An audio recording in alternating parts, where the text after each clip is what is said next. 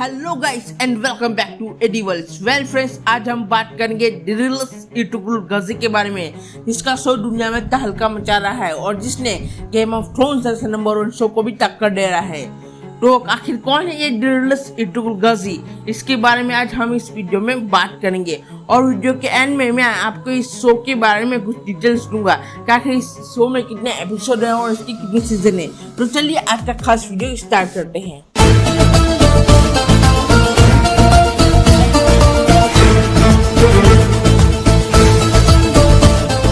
डिरिलस Ertugrul गाजी ने Ottoman साम्राज्य की नींव रखी थी।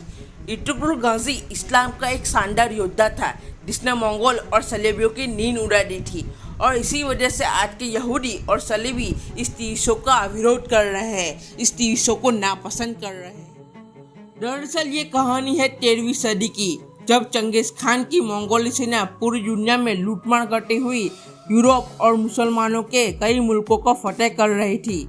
दरअसल मंगोल बहुत ही खतरनाक और वैसी दरिंदे थे जो औरतों और बच्चों पे जुर्म करते थे और बूढ़ों का लिहाज भी न करते थे और खून की नदियां बहा देते थे।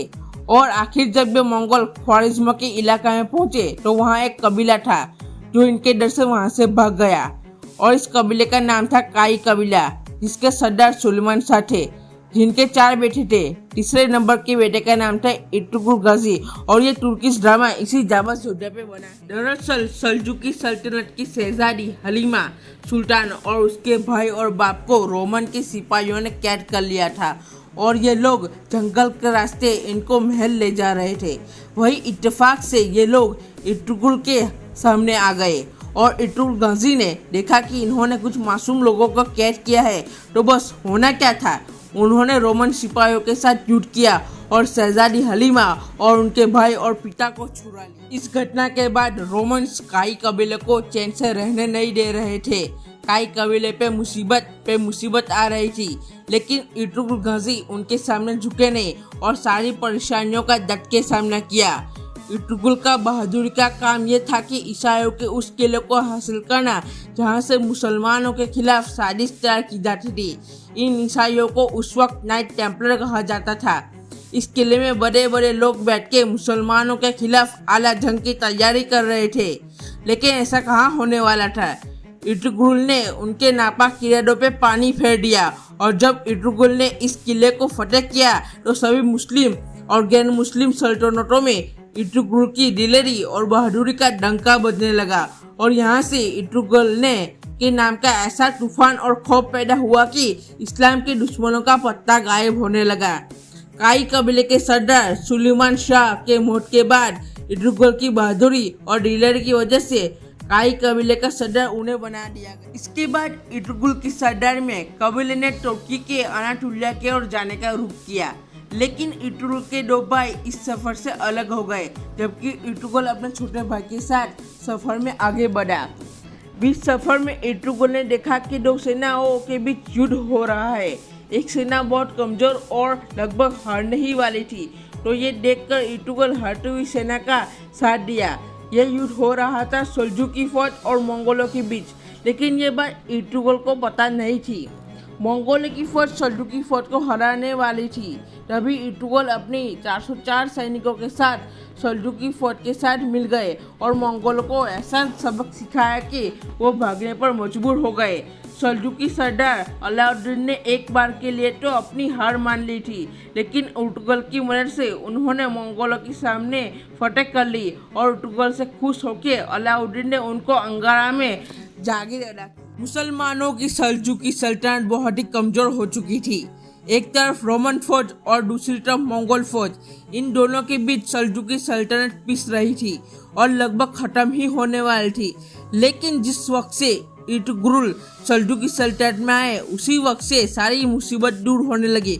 फिर ये सल्तनत इर्तुगरुल के नेतृत्व में एक के बाद एक फतेह करने लगी, और इर्तुगरुल रोमन और मंगोलों को लगातार शिकस्त देता चला गया और अपनी सल्तनत को बढ़ाता चला गया।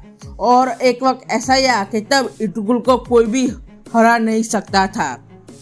इर्तुगरुल ने हलीमा सुल्ताना के साथ शादी की, और वो अपनी बेगम से बहुत मोहब्बत करते थे। इर्तुगरुल को हलीमा सुल्तान के साथ 4 बेटे थे। सन ईस्वीसन 5258 में इटुगुल को एक बेटा हुआ जिसका नाम था उस्मान। उस्मान भी अपने बाप की तरह निडर और बहादुर था। ईस्वीसन 1288 में 90 साल की उम्र में इटुगुल की वफात हुई। उसके बाद ईस्वीसन 1299 में उस्मान ने अपने पिता की गद्दी संभाली।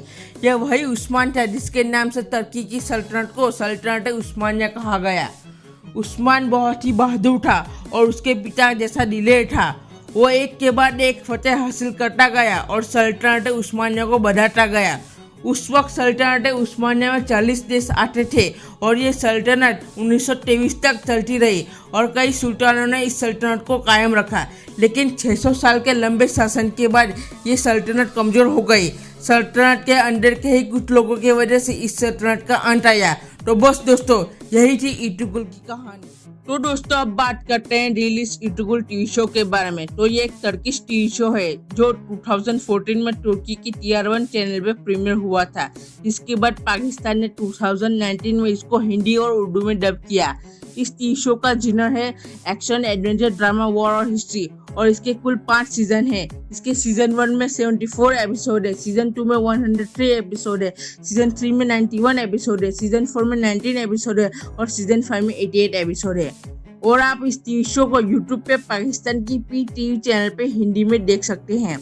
लेकिन आपने मेरे वीडियो को पूरा देखा है तो मेरे पास है आपके लिए एक बोनस गिफ्ट। अभी तो इस शो का सीजन 1 ही आया है, लेकिन आप भी शो के सारे सीजन को जल्दी से जल्दी देखना चाहते हैं तो मैंने अपने वीडियो के डिस्क्रिप्शन में एक ऐप की लिंक दी है। उस लिंक पे क्लिक करके आप इस ऐप को डाउनलोड कर लेंगे तो उस ऐप पे इस टीवी शो के सीजन 1 से सीजन 5 तक के सारे एपिसोड देखने को मिल जाएंगे, वो भी हिंदी में। तो बस दोस्तों, आज की वीडियो में इतना ही। और दोस्तों, आपको मेरा वीडियो पसंद आया हो, क्योंकि मैंने इस वीडियो को बनाने में बहुत ही मेहनत की है, तो आपको मेरा वीडियो पसंद आया तो मेरे वीडियो को लाइक जरूर कर देना और मुझे कमेंट में बताइए कि आप कैसे और वीडियो देखना चाहते हैं। तो मैं फिर मिलूंगा किसी और बेहतर वीडियो के साथ। तब तक के लिए टिल देन गुड बाय।